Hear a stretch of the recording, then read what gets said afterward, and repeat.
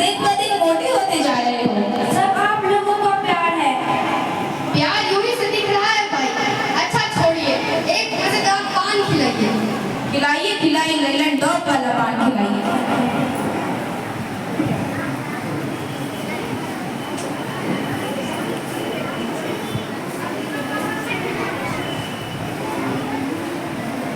मजा आ गया आपके हाथ का पान खाकर। बस ध्यान रखिएगा भाई कि प्यार यहाँ से ना टूटे। कुछ दिनों बाद जुम्मन अलगू के घर गए। अलगू घर में हो? वे बाजार गए, आते ही होंगे।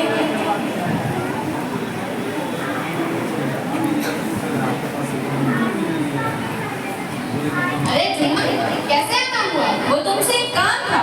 बोलो। हम आज अपनी बेगम और खाला के साथ हज को निकलेंगे। ये तुम मेरे घर की चाबी रख लो। हम संभाल पाएंगे? अरे ऐसे भी तुम्हारा ही घर है। जुम्मन अपनी बेगम और खाला के साथ हज पर चला गया। कुछ दिनों बाद जुम्मन हज से लौटा और अपनी खाला को जमीन देखने के लिए फिर से मना रहा था।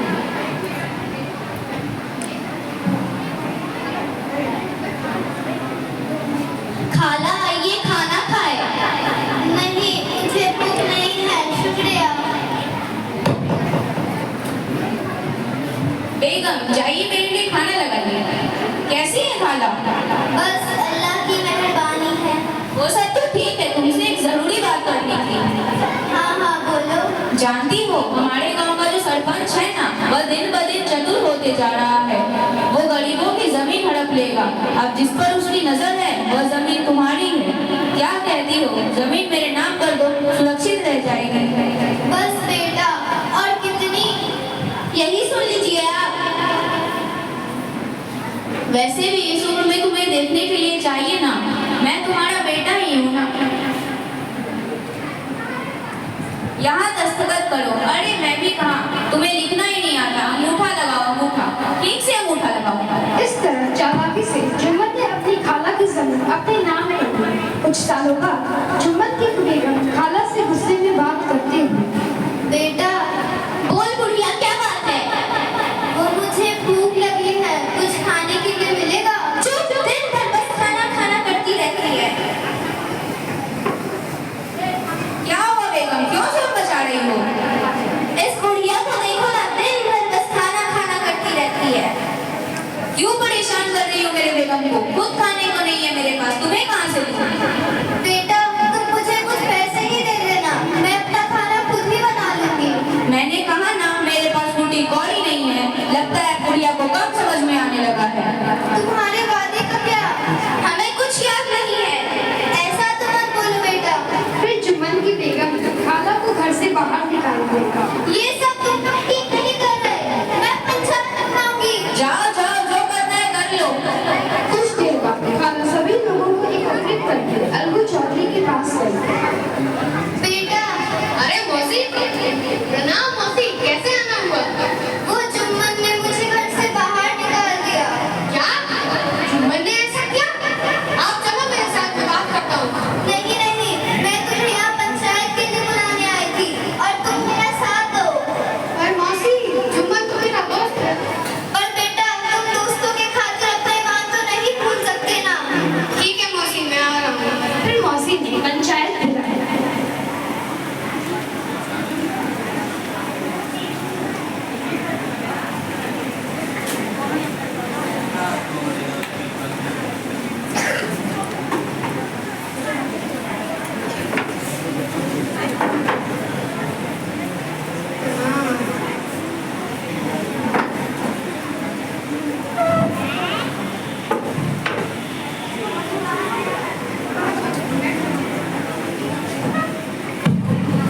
सुनो सुनो सुनो, आज की पंचायत शुरू होती है। बताओ जुम्मन से तुम अपना पंच किसे चुना है?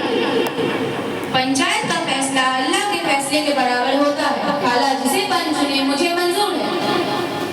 बताइए खाला, अपना पंच किसे चुना चाहते हैं? मैं अपना पंच अलगू चौधरी को चुनना चाहूंगी। अलगू दंग रह गया और सबके कहने पर अलगू पंच की जगह जा बैठा। बताइए खाला, क्या हुआ था?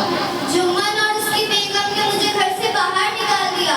पहले वादा किया था कि ख्याल रखेंगे,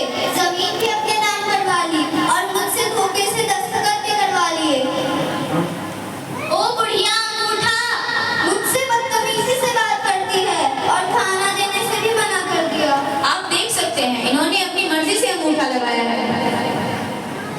वाह क्या अंगूठा है। करिए आप लोग, मौसी आई है।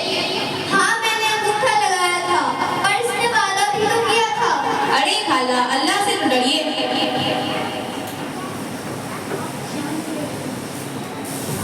शांत हो जाइए आप लोग, पंचायत अपना फैसला सुनाएगी। सब कुछ सुनने के बाद अब्दुल चौधरी ने फैसला सुनाया। देखो जुम्मन, तुमने चालाकी से मौसी की जमीन हड़पी।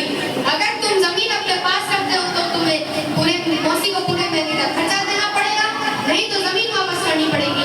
यही है पंचायत का फैसला।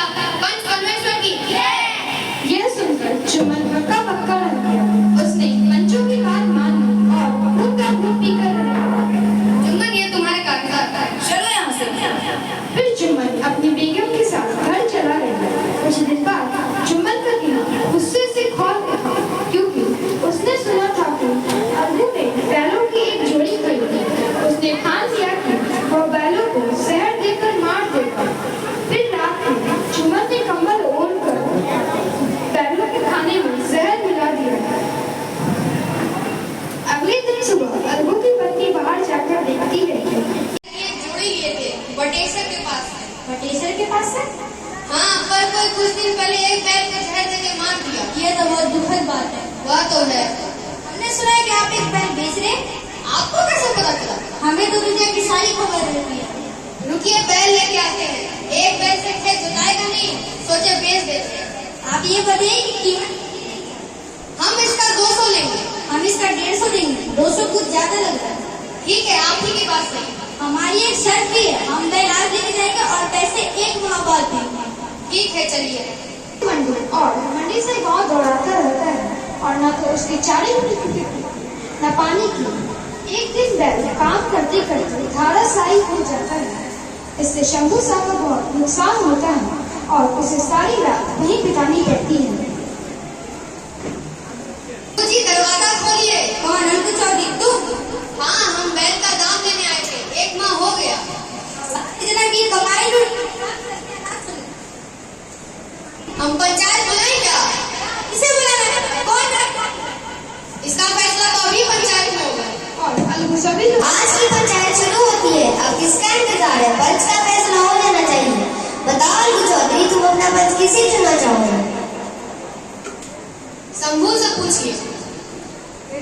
बताओ शंभू साहब, तुम अपना पंच किसे चुनना चाहोगे? शंभू सोचता है कि कुछ दिन पहले दोनों में झगड़ा हुआ था, तो क्यों ना पंच मैं जुम्मन को चुनूं। हम अपना पंच जुम्मन शेख को चुनते हैं। आइए जुम्मन शेख। पंच की जगह पर बैठते ही जुम्मन को जिम्मेदारी का बोध हुआ। बताओ अलगू चौधरी, क्या हुआ था? हम अपना एक बैल बेचे थे शंभू जी को 1 माह पहले। वह बोले थे कि इसका दाम वह 1 माह बाद देंगे। जब हम लेने गए तो बोल रहे थे जब बैल नहीं तो कोई दाम नहीं। शंभू जी, आप कुछ कहना चाहते हैं?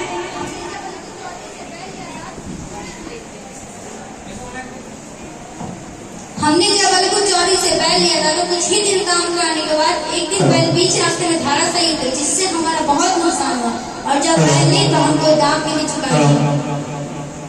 क्या आप उसके खाने पीने का ध्यान रखते थे? जब बैल ली तो कुछ भी नहीं। अब हम अपना फैसला सुनाते हैं। सब कुछ जानने के बाद जुम्मन ने अपना फैसला सुनाया। देखो शंभू, जब अलगू ने तुम्हें अपना बैल बेचा था तब वह सही सलामत थी। तुम्हारी लापरवाही के कारण उसकी यह हालत हुई। अतः मैं तुमसे कहता हूँ कि तुम्हें उस बैल की कीमत सूद समेत चुकानी पड़ेगी और यही है पंचायत का फैसला। पंच परमेश्वर की जय। पंच में परमेश्वर का वास होता है। इस फैसले के बाद दोनों एक दूसरे से निपट कर रोने लगे और उनकी दुश्मनी दोस्ती में बदल गई। जब तुमने मेरे खिलाफ फैसला सुनाया तब मुझे तुमसे नफरत हो गई थी, और जब मैं पंचायत की जगह पर बैठा तब मुझे यकीन हुआ कि पंचायत का फैसला किसी के खिलाफ नहीं, सच्चाई के साथ होना है। इसके बाद फिर भी दोनों